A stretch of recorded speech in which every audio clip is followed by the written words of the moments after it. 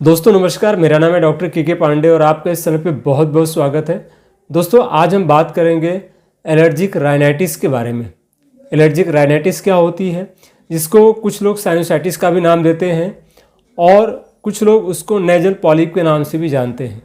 तो allergic rhinitis, nasal polyp या sinusitis, आज हम इसी के बारे में आपसे चर्चा करने वाले हैं कि ये क्या होता है, कैसे उत्पन्न होता है और इसकी 3 बेहतरीन होम्योपैथिक दवाएं मैं आपको बताऊंगा, जो कि अगर सही तरीके से आपने यूज़ किया तो बहुत ही ज़्यादा आप इसको इजी वे में सही कर सकते हैं खुद से भी। और 2 बोनस दवाएं बताऊंगा, यानी 5 दवाएं बताऊंगा होम्योपैथी की, जिससे आप आसानी से साइनोसाइटिस, एलर्जिक राइनाइटिस या नेजल पॉलिप को ठीक कर सकते हैं। ठीक है, तो आइए शुरू करते हैं दोस्तों ये वीडियो मैं शुरू करूँ उसके पहले मैं आपको थोड़ी सी इन्फॉर्मेशन देना चाहता हूँ, जो कि आपको बड़ी काम आने वाली है। वो ये है कि मैंने एक वेबसाइट शुरू की है, जिसमें आप अगर अपना ट्रीटमेंट लेना चाहते हैं तो आप वहाँ पे जा कर के अपॉइंटमेंट बुक कर सकते हैं, या फिर अगर आप चाहते हैं कि इस तरह के तमाम आर्टिकल की जानकारी आप लेना चाहते हैं तो वो आपको वहाँ पे मिल सकती है। आपको इन फ्यूचर में कई सारे फ्री मेरे बनाए हुए कई सारी किताबें जो मैंने लिखी हुई है उनके आपको PDF आपको मिल जाएंगे वहाँ पे, या ई-बुक आपको वहाँ पे मिल जाएंगी।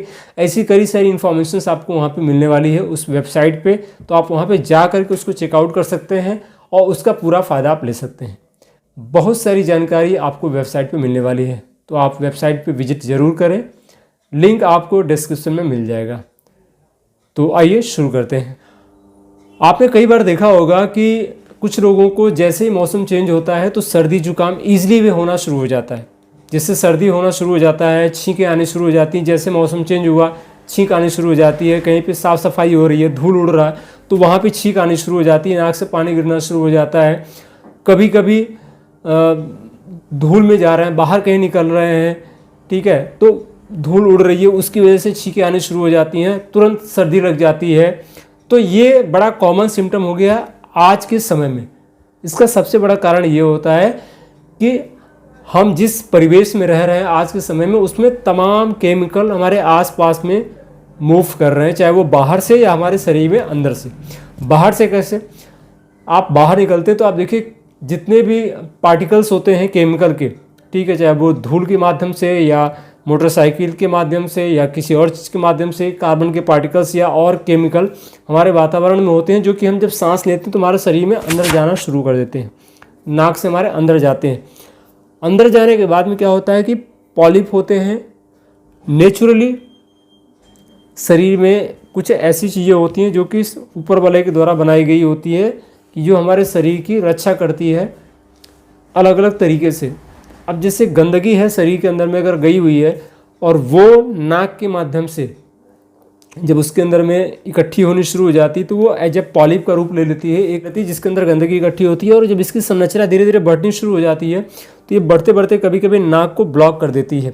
नाक में जो पॉलिप होता है, जो मांस बड़ा हुआ होता है, वो दोनों साइड में हो सकता है, कभी कभी ये पीछे के साइड में भी होता है, और पीछे के साइड में ये जा करके हमारे गले में कभी कभी खुल जाता है, इतना ज़्यादा वो बड़ा हो जाता है, जिसको बोलते हैं पोस्टीरियर नेरिस। तो पोस्टीरियर नेरिस की भी कंडीशंस डेवलप हो जाती है कभी कभी। तो इन सारी कंडीशंस को अगर देखा जाए तो कहीं न कहीं से जो एग्रीवेट करती है वो बाहर के जितने केमिकल्स हैं वो इनको ज़्यादा अफेक्ट करते हैं, ठीक है। तो जब हम गंदगी या तो हमारे खान पान से जाए या जो बाहर हमारे पास केमिकल्स हैं आसपास में वातावरण में, उनके माध्यम से जब ये बार बार अफेक्ट करता रहता है तो धीरे धीरे क्या होती है, इसकी संरचना बढ़ती चली जाती है और बार बार सर्दी जुकाम बुखार इस टाइप के जो सिम्टम्स हैं वो आने शुरू हो जाते हैं। कभी कभी दर्द होना शुरू हो जाता है, कभी कभी ये फ्रंटल साइनस होता है, ये मैक्सिलरी साइनस होता है, तो इसके अंदर भी म्यूकस भर जाता है जब भी सर्दी जुकाम होती है। तो यहाँ पे सिर में भारीपन, दर्द, नाक में भारीपन, दर्द, इस टाइप के सिम्टम्स आने शुरू हो जाते हैं। तो वैसी कंडीशन डेवलप होती है इस तरीके से जो मैंने बताया आपको। अब ऐसी कंडीशन अगर डेवलप हो गई है तो हमको करना क्या चाहिए। ऐसी कंडीशन अगर डेवलप हो गई है तो वैसी कंडीशन के लिए हमको क्या करना है कि पहले तो ऐसी जगह पे जाना बंद करना है जहाँ पे धूल, मिट्टी या कभी कभी कुछ पॉलन ग्रेन्स होते हैं जिसकी वजह से ये तकलीफ़ें और बढ़ जाती हैं। तो उन सब से बचाव करें हम, ठीक है। मौसम चेंज हो रहा हो तो थोड़ा सा अपनी नाक को संभाल के रखें कि यहाँ पे डायरेक्ट एक्सपोजर न जाए, ठीक है। तो इस तरीके से क्या करेंगे, ठंडे का बचाव करें, ठंडी चीज़ों से बचाव करें। तो इससे क्या होगा, धीरे धीरे करके आपका एक्सपोजर कम होना शुरू हो जाएगा बाहर की चीज़ों से डायरेक्ट उसके ऊपर। गर्म चीज़ों का सेवन ज़्यादा से ज़्यादा करें, तो इसको करने से क्या होगा, धीरे धीरे करके इसमें आराम होना शुरू हो जाएगा। अब हम बात करते हैं कि इसको सही कैसे करना है। आराम तो ऐसे हो जाएगा, आप इसमें सरसों का तेल डाल सकते हैं, इससे भी फ़र्क पड़ता है। गुनगुना सरसों का तेल थोड़ा सा गर्म रहे, हल्का सा, इजी वे में जो भी आप बर्दाश्त कर सकते हैं वो आप बीच बीच में डालेंगे तो उससे भी फ़र्क पड़ता है।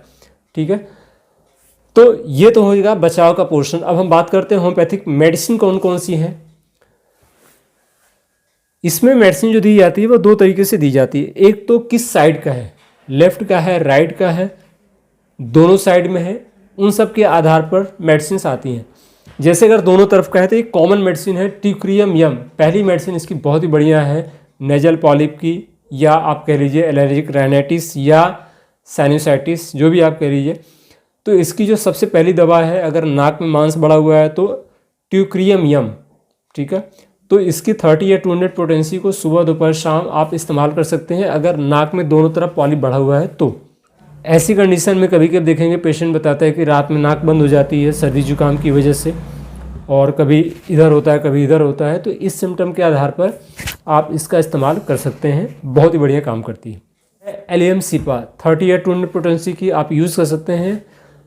इसका जो सिम्टम आपको पाया जाएगा कि पेशेंट को नाक से जो पानी गिरता है उसके साथ में क्रोडिंग टाइप का, यानी कि एक्री डिस्चार्ज होता है, लगने वाला होता है, जहाँ पे लगता है वहाँ पे जलन और छिल जाता है, इस तरह की फीलिंग होती है। साथ में आँख से भी पानी आना शुरू हो जाता है। तो अगर इस तरह का सिम्टम हो कि नाक से पानी आ रहा हो, नाक बंद हो जाती हो, साथ में आँख से भी पानी आ रहा हो, लेकिन आँख में जलन या ऐसी कोई दिक्कत नहीं है, केवल आँख से पानी आती है सर्दी जुकाम के दौरान में, साथ में जो नाक से पानी आता है उसके अंदर जलन होती है, खुजली हो सकती है, तो वैसी कंडीशन में एलियम सिपा बहुत बढ़िया दवा है नेजल पॉलिप की। तीसरी दवा है कैलकेरिया कार्ब। कैलकेरिया कार्ब अगर राइट साइड के बजाय लेफ्ट साइड में अगर तकलीफ़ है, मांस बढ़ा हुआ है, पेशेंट मोटा थुलथुला होता है, पसीना निकलता है सिर में और गर्दन पे, ठंडी बहुत अच्छा उसको लगती है, ठंडा पानी पीना उसको बहुत पसंद होता है, तो वैसी कंडीशन के लिए कैलकेरिया कार्ब बहुत अच्छी दवा है। ठीक है, तो दोस्तों ये 3 मैंने मुख्य दवाएं बताई आपको जो कि बहुत ज़्यादा यूज़फुल होती हैं नेजल पॉलिप की कंडीशन में। 2 और दवाएं बताता हूं आपको जो मैंने बोला था, इन दवाओं का भी इस्तेमाल आप अच्छे से कर सकते हैं। उसमें पहली दवा है वो है कालीबाइक्रोम। कालीबाइक्रोम नेजल पॉलिप की one of the best medicine है ऐसी कंडीशन में जबकि पोस्टीरियर नेजल पॉलिप हो, मतलब पीछे के साइड में जा करके, यानी कि जो पॉलिप बना हुआ है वो पीछे के साइड में गिर रहा हो, मतलब आपको ये फील हो, पेशेंट को ये फील हो कि पीछे के साइड में कुछ गिर रहा है और जो गिरता है वो बार बार गला साफ करने की बार बार इच्छा होती है पेशेंट की। तो वैसे सिचुएशन के लिए बहुत ही बढ़िया दवा है कालीबाइक्रोम। ऐसी सिचुएशन में एक और दवा आती है वह है नक्स वोमिका। नक्स वोमिका भी ऐसी कंडीशन की बहुत अच्छी दवा है जब बार बार गले को इस तरह की फील कर रहा है, उसको अंदर बार बार लेने की ज़रूरत पड़े और ऐसा महसूस हो कि गले में कोई चीज़ टपक रहा है, गिर रहा है, तो वहाँ पे कालीबाइक्रोम और नक्स वोमिका दोनों दवाएं बहुत ही बढ़िया काम करती हैं। और भी कई सारी दवाएं हैं। ठीक है, तो मैंने 2 दवा तो आपको बता दी, एक दवा चलिए और बोनस में आपको बताता हूँ। वो दवा है काली कार्ब।